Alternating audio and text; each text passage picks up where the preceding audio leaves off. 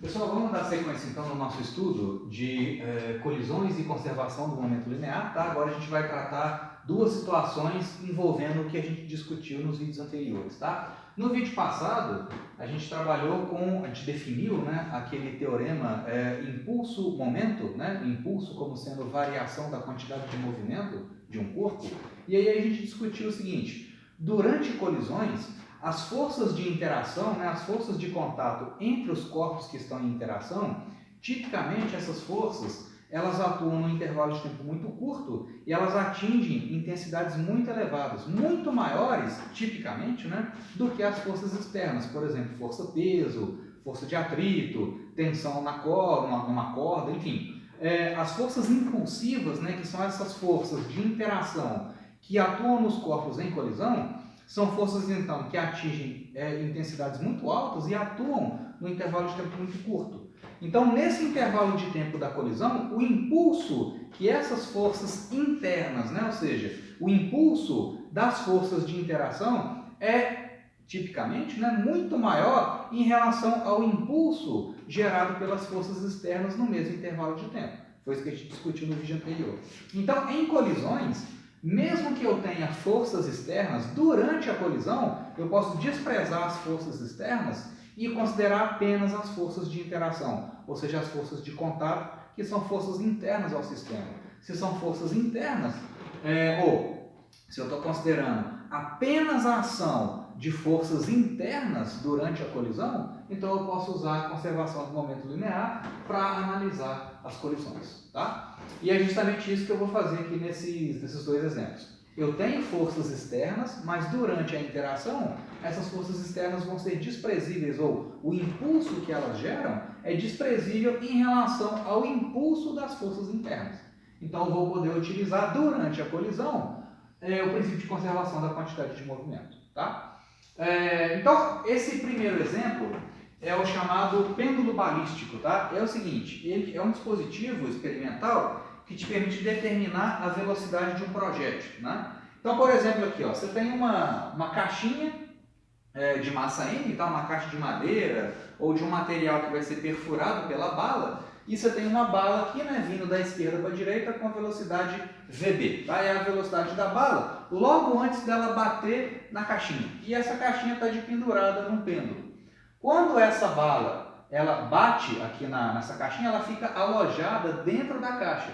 E logo depois da colisão, esse conjunto bala mais o conjunto caixa mais bala passa a se deslocar com uma certa velocidade. Logo depois da colisão, logo depois que a bala entra na caixa, tá? Então, a partir desse instante, esse conjunto, né, bala mais caixa, vai se deslocar, né, preso aqui nesse pêndulo, vai se deslocar até uma altura máxima h. Né? É a altura, é a elevação máxima desse conjunto em relação à posição inicial. Tá? Então, conhecidas as massas da bala e da caixa, e sabendo a altura de elevação do conjunto depois da colisão, eu quero achar uma expressão para a velocidade da bala. Tá? Porque essas grandezas são mais fáceis de ser medidas, né, experimentalmente do que a velocidade da bala. Tá? Então a gente vai conseguir expressar essa grandeza em termos das outras. Tá? Então aqui, gente, eu tenho uma situação dividida em duas partes. Tá? Durante a colisão, né, durante o impacto, eu tenho conservação da quantidade de movimento, por causa disso que eu acabei de falar agora há pouco. Né? As forças internas, ou seja, as forças de interação, a força que a bala faz na caixa e que a caixa faz na bala, que são forças internas, né? Formam pares de ação e reação, elas são muito mais importantes do que as forças externas. Por exemplo, a tensão na corda e a força-peso do conjunto. Então, durante a colisão, eu vou utilizar a conservação da quantidade de movimento para saber a velocidade com que esse conjunto passa a se deslocar depois da colisão. Porque depois da colisão, vocês concordam que eu vou ter conservação de energia? Depois que a bala bateu na caixa, se alojou lá dentro, o conjunto vai se deslocar com uma certa velocidade, que eu ainda não sei quanto que é, eu vou descobrir. Então, se esse conjunto ele sai do estado de repouso com uma certa velocidade, eu tenho energia cinética.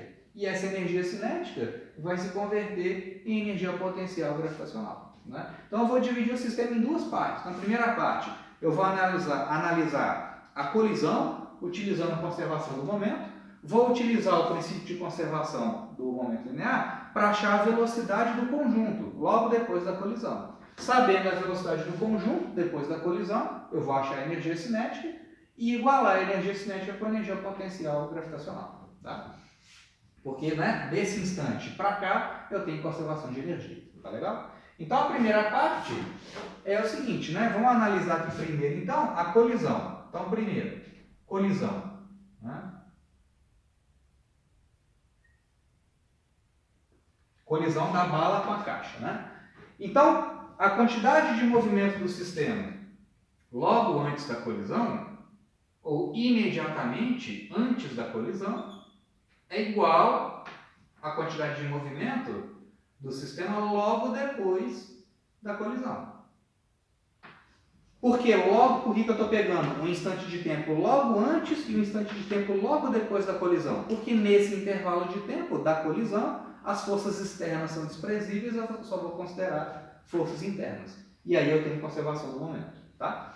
Então, antes da colisão, a caixinha está parada, então não tem momento linear associado a ela, eu só tenho momento linear associado à bala. Então eu vou ter aqui massa da bala, que é o mzinho, vezes a velocidade VB da bala, que eu ainda não sei quanto que vale, né? Eu vou descobrir. Isso tem que ser igual à quantidade de movimento do sistema logo depois da colisão, ou seja, quando a bala acabou de se alojar dentro da caixa e as duas passaram a se movimentar em conjunto. Nesse instante, a quantidade de movimento logo depois da colisão vai ser o quê? A soma das massas, mzinho mais mzão, vezes a velocidade do conjunto. Certo? Porque as duas, né, a bala está alojada dentro da caixa, as duas estão andando juntas. Então, a velocidade do conjunto. Ok? Então, daqui eu consigo tirar qual que é a velocidade do conjunto. Né? Então, isso implica que o seguinte, né? Isso implica que a velocidade do conjunto, vou colocar assim, V do conjunto, logo depois da colisão vai ser o seguinte, V do conjunto vai ser então simplesmente o quê? A massa da bala, a velocidade VB, que ela tinha antes da colisão, dividido pela soma das massas.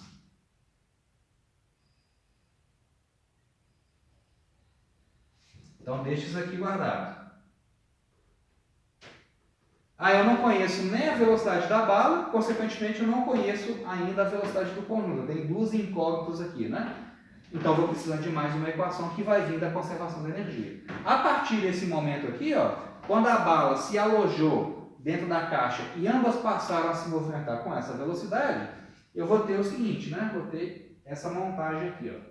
Nesse instante, a caixa está aqui, amarrada lá no pêndulo, né? E a bala está alojada lá dentro dela.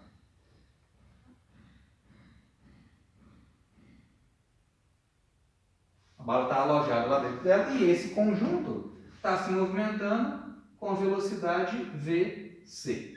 V do conjunto. Né?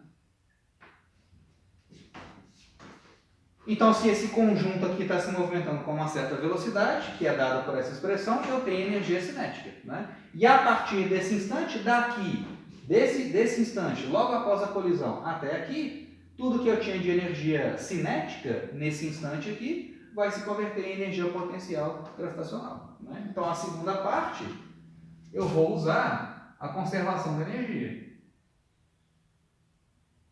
Conservação da energia mecânica. Então, eu tenho o seguinte, né? Que tudo que eu tinha de energia cinética aqui vira potencial gravitacional. Então, quanto que eu tinha de energia cinética? Meio de massa do conjunto, que é mzinho mais mzão,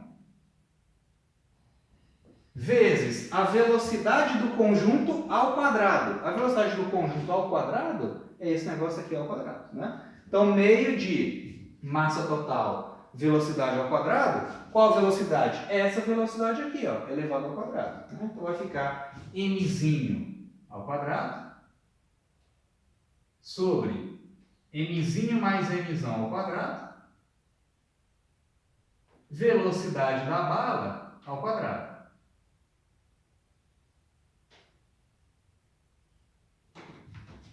Ok? Essa é a energia cinética logo depois da colisão. Isso vai se converter em potencial gravitacional. Isso aqui tem que ser igual, então, a massa total, mzinho mais mzão, vezes G H. Tudo que eu tinha de cinética se converteu em potencial gravitacional.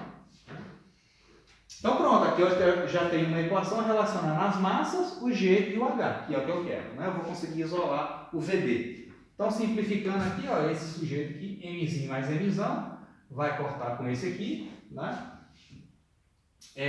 Então vai sobrar um mzinho mais mzão aqui embaixo e um m ao quadrado aqui, ó. Então vai ficar o seguinte, ó, me simplifica aqui. Vamos isolar o VD quadrado. O VD quadrado vai ficar o seguinte, né? 2 mzinho mais mzão, eu vou passar para lá multiplicando. Então vai ficar 2 vezes mzinho mais mzão ao quadrado. Então esse aqui passei para lá multiplicando. Vezes GH, né, que já estava lá. Dividido pela massa da bala ao quadrado.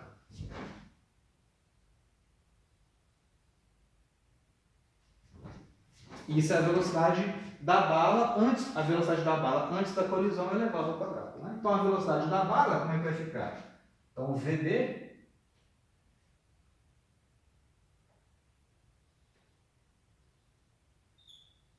vai ser a raiz daquilo ali, né? Então vai ficar mzinho mais mzão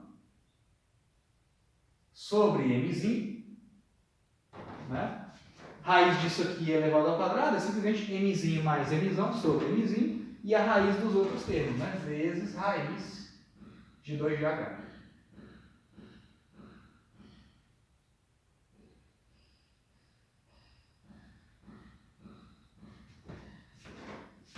Então você vê, né, que quanto maior a velocidade inicial da bala, maior a altura que aquele conjunto vai alcançar depois no final do experimento. Né? Depois que a bala se alojou dentro da caixinha e ambas se movimentaram, quanto maior a velocidade inicial da bala, maior a altura que o sistema vai atingir. Né? E esse VD também depende das massas. Ok?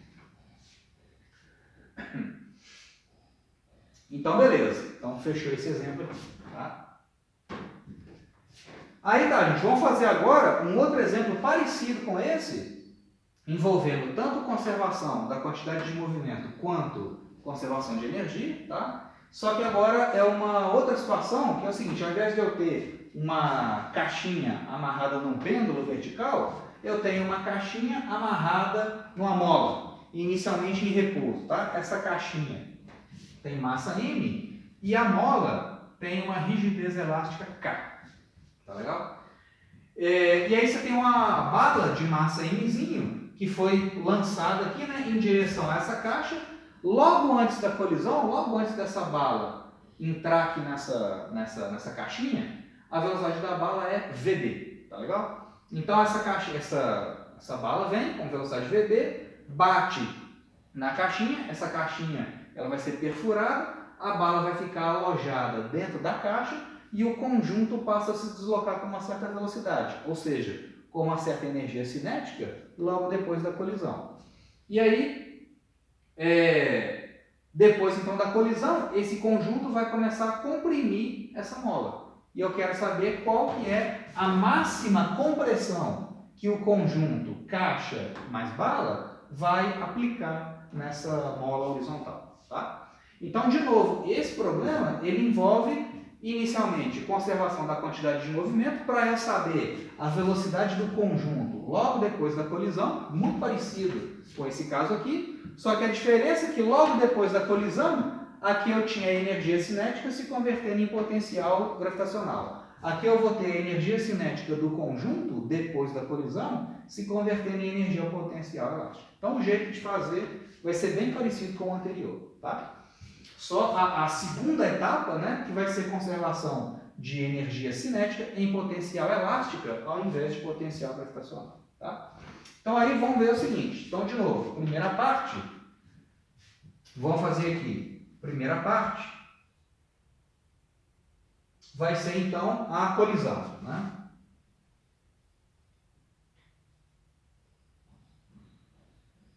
Então, a primeira parte é a análise aí da colisão do sistema.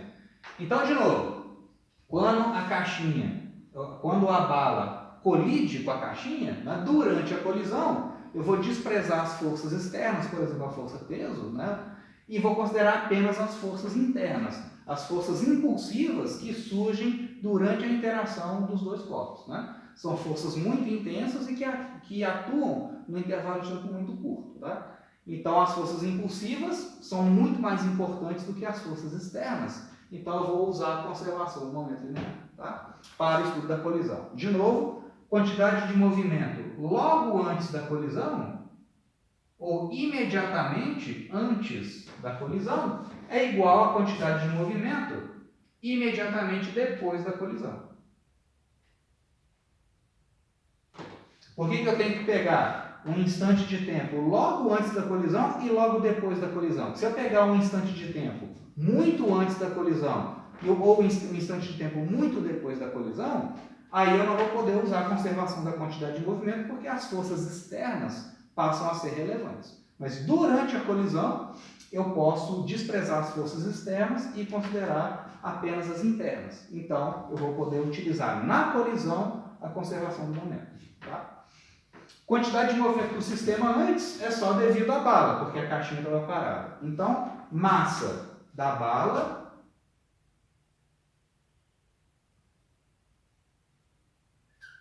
vezes a velocidade VD da bala é igual à massa do sistema, a massa do conjunto depois da colisão, que vai ser a soma das massas, né? Porque depois que a bala entra na caixinha, as duas caminham com a mesma velocidade, né? Então, a quantidade de movimento do sistema logo depois da colisão, ou seja, quando essa caixinha somada com a bala vai começar a se deslocar, a massa do sistema é mzinho mais mzão, e a quantidade de movimento vai ser isso vezes a velocidade do conjunto.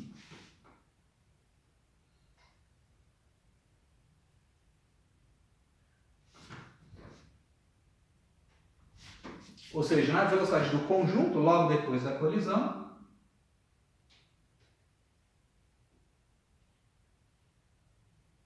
vai ser então mzinho sobre mzinho mais mzão,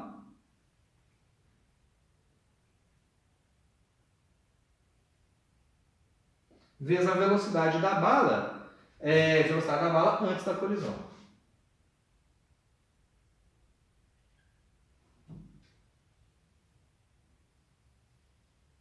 A velocidade da bala, nesse exemplo aqui, a velocidade da bala é que incida, tá? Ao contrário daqui. Aqui, o objetivo do exercício era achar a velocidade da bala. Aqui, o objetivo é achar a compressão, a máxima compressão da mola. Então, o VD é conhecido, tá?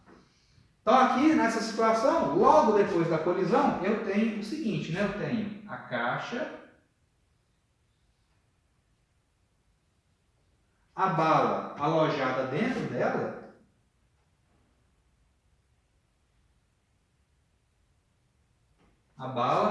dentro da caixa, e as duas se movimentando para a esquerda com velocidade v do conjunto.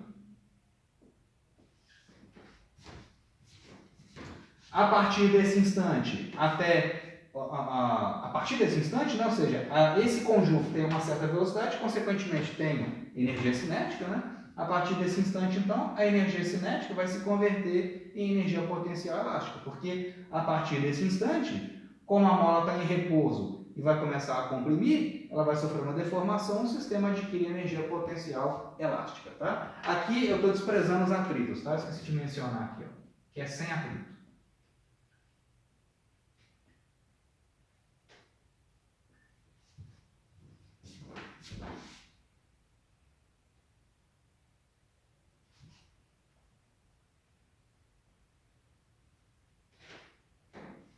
Então pronto, sabendo agora a velocidade do conjunto, eu acho a energia cinética e vou usar o princípio de conservação da energia mecânica para achar a compressão máxima que a mola vai ter depois da colisão. Tá?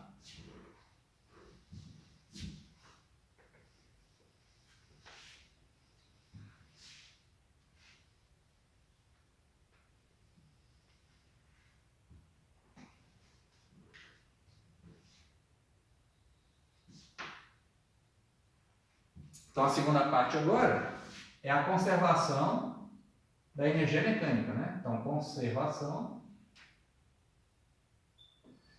da energia mecânica. Então, aqui qual que é a conversão que eu tenho, né? Energia cinética. Então, a energia cinética vai se converter em energia potencial elástica.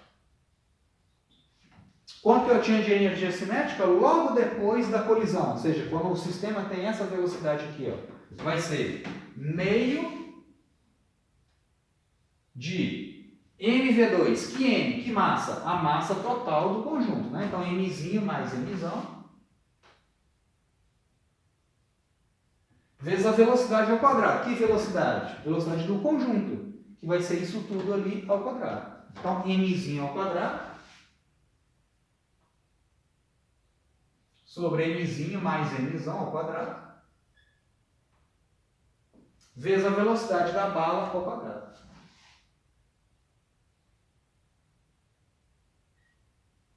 Isso tudo, esse conteúdo de energia cinética vai se transformar em energia potencial elástica. E qual que é a energia potencial elástica? Meio de constante elástica da mola, deformação ao quadrado, né? Esse corpo vai perdendo energia cinética até parar. Então, toda a energia cinética dele vai se converter em potencial, né? E depois o sistema vai oscilar. Mas eu quero a compressão máxima, né? Quando toda a energia cinética se converteu em potencial elástico. Então, quanto que vale o x ao quadrado aqui? Ó? Então, a deformação máxima ao quadrado, né? Que é o x máximo ao quadrado, x máximo, vai ser o seguinte, né? Aqui eu posso multiplicar a equação por 2, então vai cortar aqui, Então vai dar o x máximo ao quadrado, é isso aqui vai simplificar também, ó. Esse cara aqui vai simplificar com esse. Então o x máximo ao quadrado é m quadrado vb quadrado, então vai ficar mzinho quadrado, velocidade da bala, mzinho quadrado, velocidade da bala ao quadrado, sobre K vezes a soma das massas.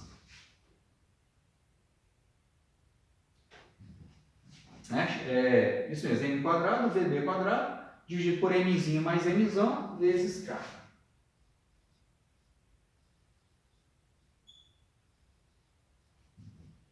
Então, a deformação máxima da mola, o x máximo,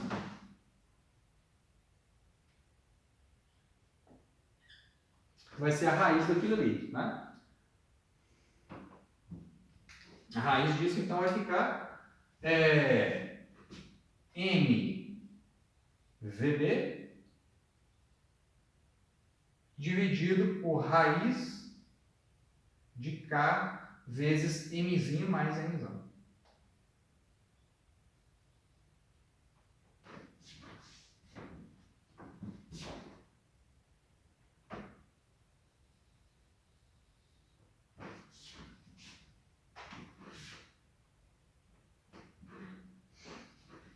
Então você vê que, só conferindo aqui, né, x máximo ao quadrado, mzinho quadrado sobre mzinho mais mzão, beleza? O k passou dividindo, o vb quadrado, ok? Então o x é a raiz disso. Você vê que quanto maior a velocidade da bala, né, quanto maior a velocidade com que a bala atinge essa caixa, maior vai ser a deformação da mola, né? Isso faz sentido, tá? A deformação máxima da bola vai ser tanto, a deformação máxima dessa molinha vai ser tanto maior quanto maior a velocidade da bala, né? E você vê, e depende do inverso da raiz de K, né? Quanto maior a rigidez elástica da mola, menor vai ser a deformação que ela vai sofrer, né? Então, quanto maior a dureza da mola, quanto maior o K, menor a deformação que ela vai sofrer, ok?